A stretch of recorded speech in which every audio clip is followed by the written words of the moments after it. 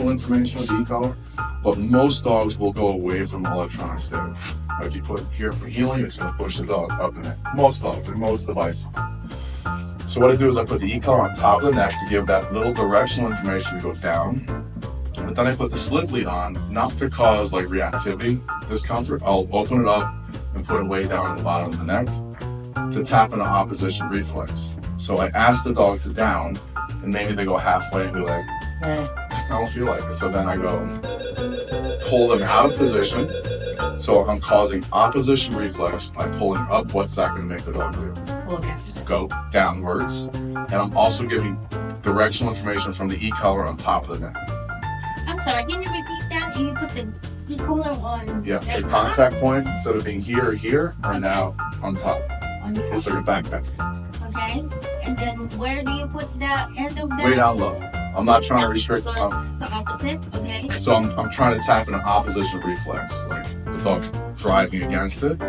So it's like a reverse psychology deal. So now through instinctual or intrinsic triggers of opposition reflex and directional information from the e-collar, I'm creating a psychology about now I want to get back in the down, but I'm not letting you. Then I'll go down, slingshot. Does that make sense? When I follow mom, yes. Yes. That's that tiny little set that he has in the back. All you're asking for him to do this right now. I'll pursue my own education. I'm addicted to this in a little bit unhealthy way today. And sometimes if you gotta try to get ahead in some type of skill after application, it takes that type of dedication, right? You know, you're not used to, but it's a really amazing tool when it's used the right way. It can be a tool that can cause giddy up to do better, to dive into target behavior that we want the animal to do, but also give the life-saving pressure to the animal when they're making rational thinking brain. What does the animal perceive for that communication? Yes, be a weirdo. Yeah. You're such a good weirdo. Be better, weirdo better. And I'm gonna love you and pay you for it. And that's all that this becomes my default.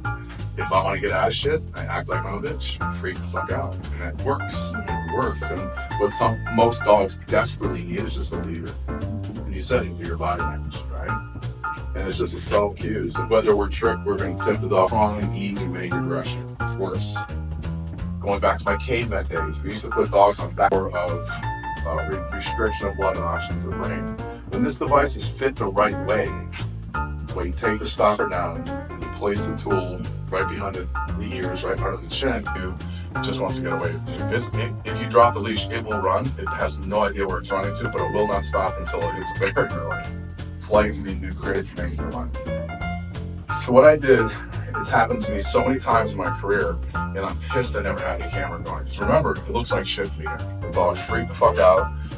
You know, I'm very transparent with the owners. I don't bullshit things, but they don't need to see it. So tell him he's nervous, he's not taking food yet, just give it a chance. If we're going on many days, several days, where the dog's not eating, I haven't had to do this, but I would send the dog home. Because I don't want that shit on my shoulders. So, what happens now, we want the dog to go to place. It has no idea what place means. Again, it's deep in flight. If I'm trying to use leash pressure and I face the animal to do this, I'm the problem, right? So he's looking at my social pressure, because if I face the animal, all this hovering, this staring at him, watching his behavior, is going to kick him deeper into the flight.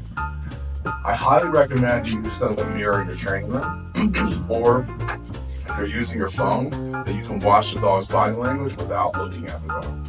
So I'll change my body position here. So the dog's behind us. Remember, this is fit the right way. It looks like a letter P, right? When you face the dog, look for the letter P, muzzle goes through, ears are here, and you want it to look like a letter P. The reason why gravity will help you release this when there's no pressure. The other way, sometimes it just stays taut more. So, letter P. Put the stopper down so it's fit just right. You don't want ongoing discomfort. You don't want the dog walking around going, you want it just enough so it's sitting exactly where you need it, to have the dog believe that they're causing their own blood and oxygen restriction to their brain. Because that's a high value commodity to a predator. They understand that language very well. So the dog's behind me.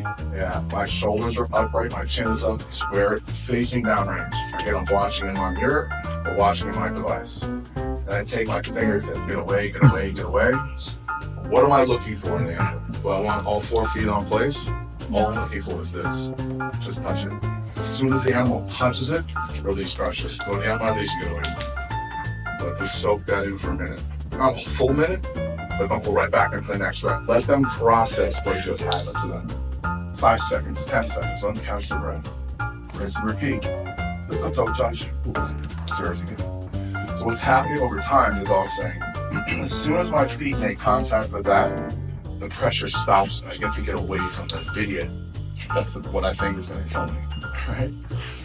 So what we're going to do is and what's the term called for when we simply reward slight little behavior changes, slight good intentions from the animal? When we're building a behavior change, we're building an entire behavior we want. When we reward those good intentions, what's that called? Successive approximation. Just simply means that just that, little bits and pieces. If you demand the whole entire behavior chain before on this thing, it's going to cause the dog tremendous conflict, right?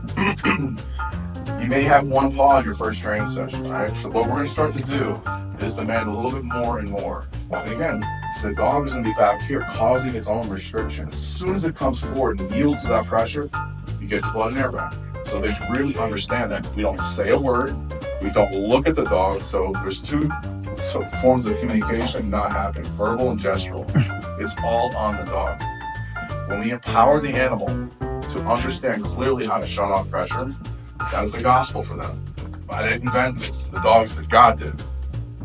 If we have these 2 common denominators, these 2 themes in our training sessions or training protocols, it's so easy to create an amazing training system. We teach the dog how to shut off pressure. Ideally, best case scenario, that they believe they're causing their own pressure. And we richly reward the behaviors that we want. So we flood their world with good feelings for the behaviors that we like. We have them have self-induced pressure for the behaviors that we don't want them to do. If we're crystal clear in our criteria, we can create that. Really, that simple. Even for a dog who won't eat, they still understand how to shut off. So what starts to happen over time is that they realize, okay, the path to getting this and getting my feet on this board. And let's say some dogs will do this, right? You'll put a little pressure on, they go flying over the board, right? They think this thing is going to eject them into the earth. They think, what is this fucking thing? Back this way. So they bring back into the habits where they fucking do everything but. Because it really is our idea at this point in time. He starts to figure out, hey, I know what you fuckers are up to. I'm being set up. I want nothing to do with this, right? So then you just simply, as the dog does this big leapfrog thing, you switch, cause it more pressure, like self-induced pressure. Big leapfrog, switch, cause it more pressure. And at some point in time, the dog will land, right, and then everything stops. You don't ask it to do shit, you don't say shit, you don't mark. There's nothing to mark. You can't create value to your marker. We're gonna take a deep dive on a marker train. There's nothing to he's out. You're just causing more play. He doesn't want to fucking be near you. But what is happening in the animal's brain? They're tapping into shit they know real well how to shut off pressure. Mama, pack members did that shit when they were babies, right? So the animal starts to say, I know how to win at this pressure puzzle, right? This is a puzzle of pressure. We're teaching the dog how to figure this shit out. We're now occupying the brain with a specific task. And what I've clearly educated the dog on, flight is not an option. I am manually and mechanically restricting flight. It ain't working for you, bro. This ain't the path to go by. Once we get in the dog's brain that flight isn't an option, and we've now occupied the brain with undoing the pressure puzzle, the body settles. The body starts to settle. This is why pressure is mystical. Once the body settles, the hunger can come back. So, again, many, many years, I'm like, fuck, I should have posted that. Fuck, I should have posted. Fuck, I should have filmed that. Remember, it looks like shit. So I finally picked up this fat fuck from Atlanta. Who's your driver to Atlanta? Yeah. Yeah.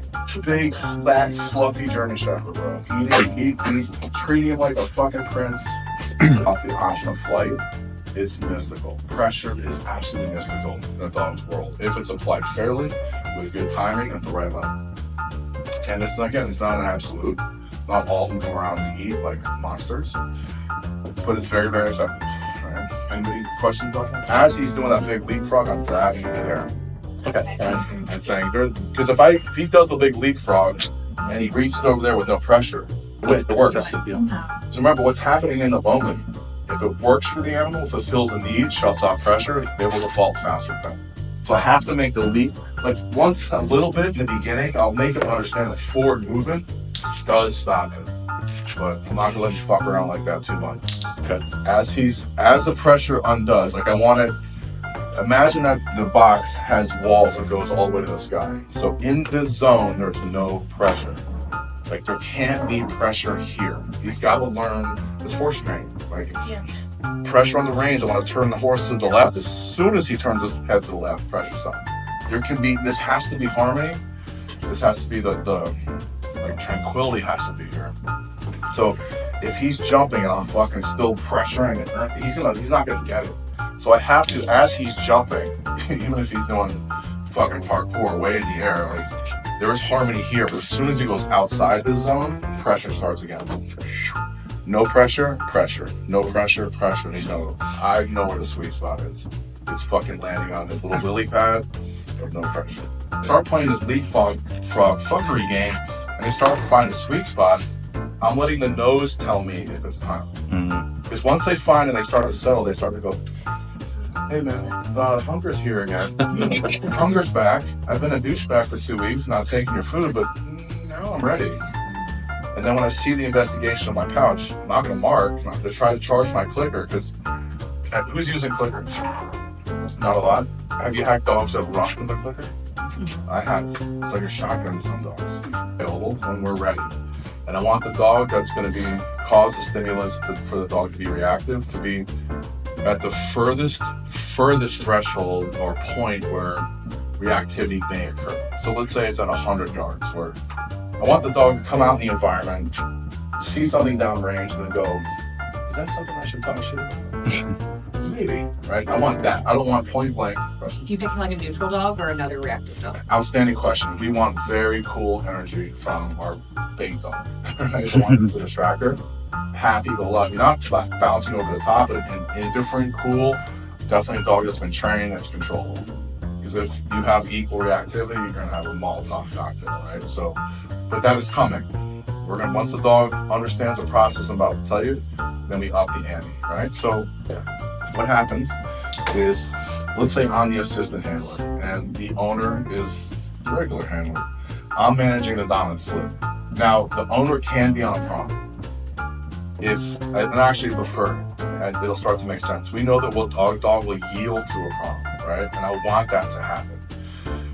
First things first is, I should back up, is that I don't use obedience to override reactivity, right? And I see a lot of my peers doing that.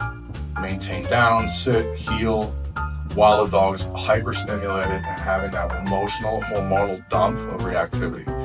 And when you put pressure on a dog in those moments and demand obedience, the obedience becomes a dirty word, right? I want the obedience to be a default, to be the sanctuary to escape the pressure that they're causing themselves.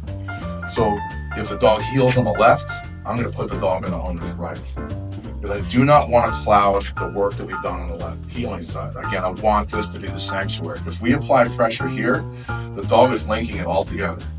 The dog's saying, that's causing me problems, humans are causing me problems, this position is causing me problems. Like, they're taking all that into consideration. Their awareness is crazy.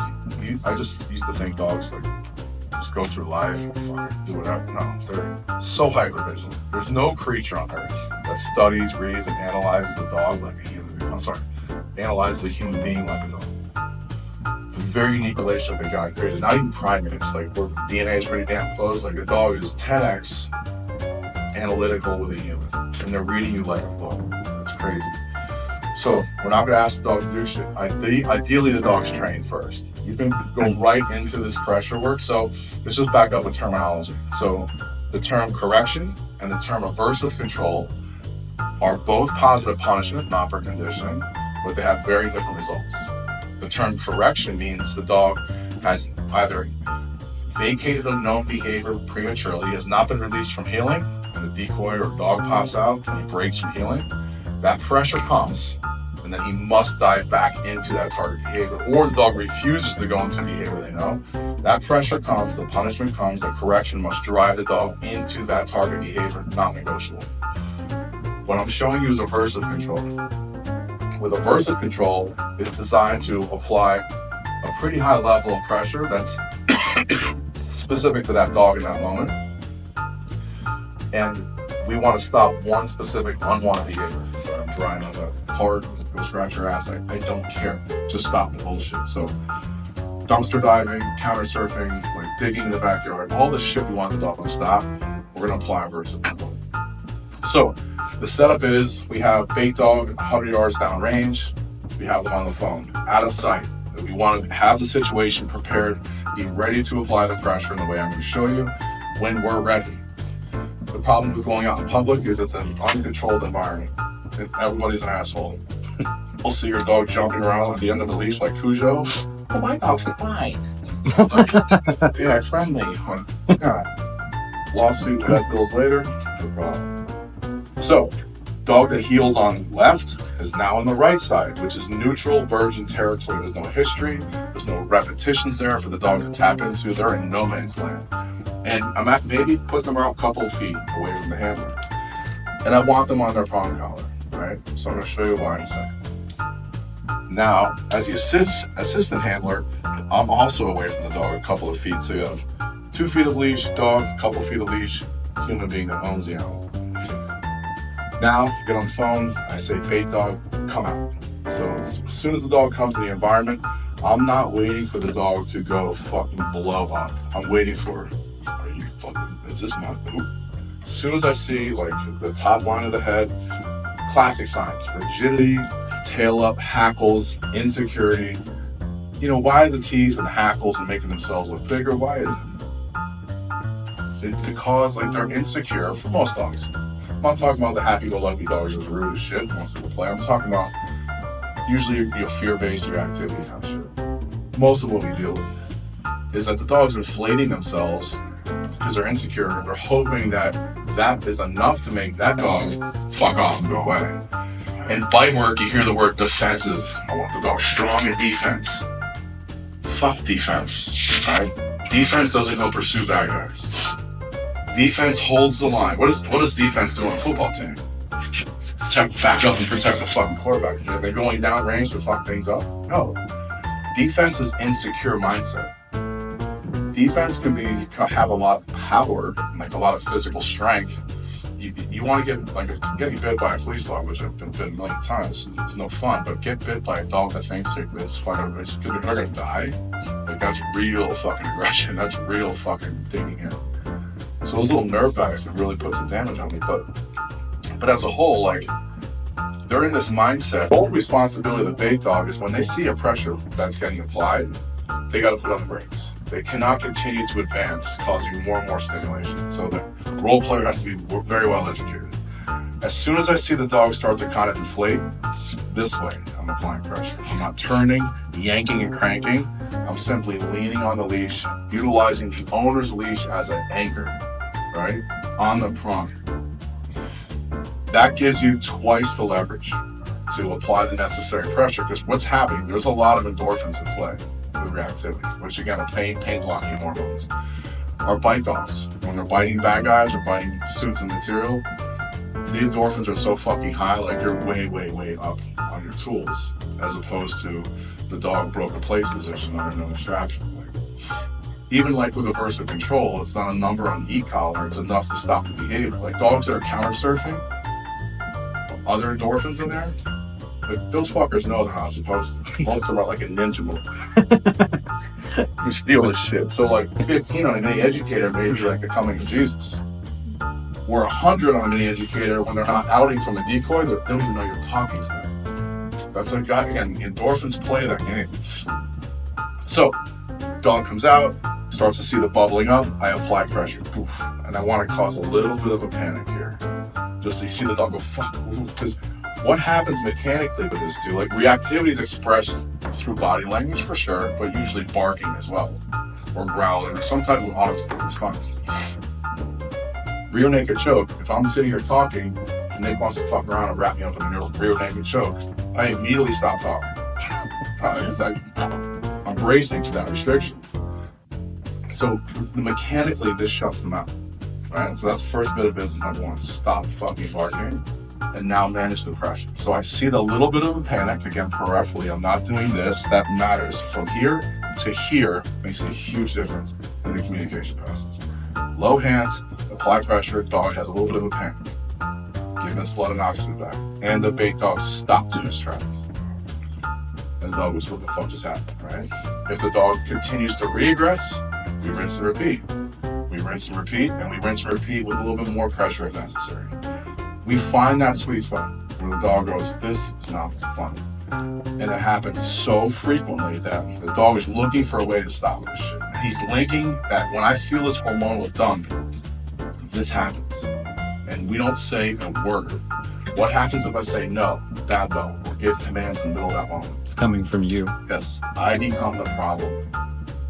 And this becomes, the handler here becomes the hero.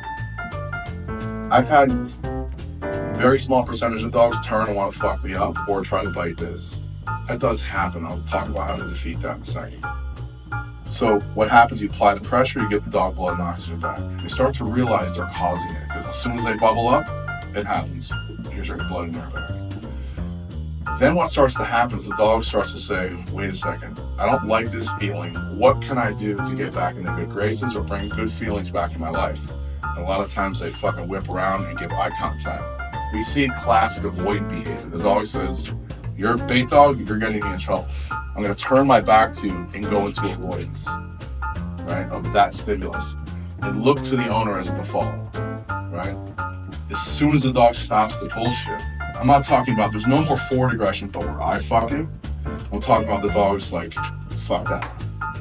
Clinch, feed. If the dog takes it. If the dog doesn't take it, there's just no marker. Owners picking it up, Yeah. not you. Well, sometimes I have to click Okay. to tell the owner, pay the fucking dog. What the owner's the one with the Because the owner's like, say, hey, can you contact the neighbors? Can you have somebody, can we recreate the issues that you were having prior to the dog coming in board and trained, so you can kind of really focus on those issues and identify those? Because without role players, that's the whole build-up I explained yesterday, it's for nothing, right? Like, so that's kind of what happened. Then it's dominant e-collar, dominant. Yes. Okay. Just think about what's gonna recreate that handler aggressions, electronics first. Yeah. That's how it's been conditioned. Okay. Yeah. And box this in place, right? For the most part, to keep all the pressure on the dominant so it doesn't slip. And then I do use a long one like this, so eventually if the dog's moving along, he's at the head of me, I just try to grab this when it's time to put him back in the crate and then peel him off. Just add a little tactile pressure so you create that. Just a little, don't fucking touch me. With a little bit of leash pressure going forward, and then you're not asking for the hold down, Yeah. just a little submission. Yeah. So the fact that you can get protected with little shit like that, it's not gonna penetrate. Yeah. Welder's blows. Yeah. You can use the tactile feeling. Okay. This is the part, it's to time things, but yeah, always protect yourself. Okay. Up the border collie I talked about, it's aversive control. Because you don't care if he sits down, rolls over, goes to place, you just want to stop the bullshit in the back of the car. Don't speak, find out the sweet spot where the dog goes, this is what this does. I'm not getting fulfillment on the outside, and it's getting me in trouble. Will it work for every dog? No. If a neck is causing more aggression, try the tail. Okay. So, or that too. And that could make a pressure cooker. The dog may fucking Tasmanian devil, and then you have to address that. And then maybe you waterboard. Okay.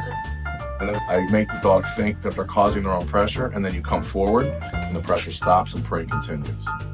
So instead of like, yes, the best technique is to repeat, rinse and repeat, until the dog goes, well, yeah, you're talking to me, mark and pay.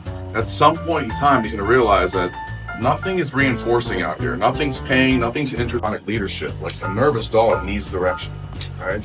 If you leave him to his own accord, he's gonna do this pitter patter and fuck around, right? And just exhaust nervous energy with no direction. And now what we've done is given him the fucking GPS, right? And then when you have this type of, the first stem, he was like, a little weird. But now, like, ears are up, he's fully engaged. Like, you can't start training without two things, ignition and engagement. the dog's stargazing and you're the least important person in the room, Yeah. you're fucked. Alright, so these engaging games are super important. And you're not Just you find that level that makes sense to the animal, where they start to change. It's not self-discovery because we're influencing, but that level that makes him change his thought, like makes him say, "There's nothing good coming from that." Like I'm not finding any fulfillment in stargazing, right? Gotta move to catch up with it, right? Oh, no, that's round two. He's pushing really good. Yeah. There he goes. Yeah, exactly. Good.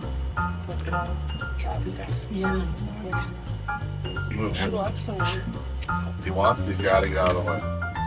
But it's after chronological buildup of the very first part of the forced fetch is we teach the dog to shut their mouth and nothing new. That starts the social control. No, The first thing starts is marking that. it is fun. Close mouth, without the toss. Like, Okay. and then eventually we hold our hands like this, so yes, we mark there. And the dog comes out. So we're teaching the dog to talk.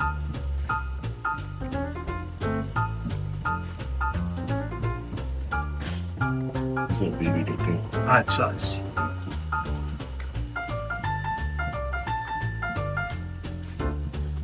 So with the dog's anatomy,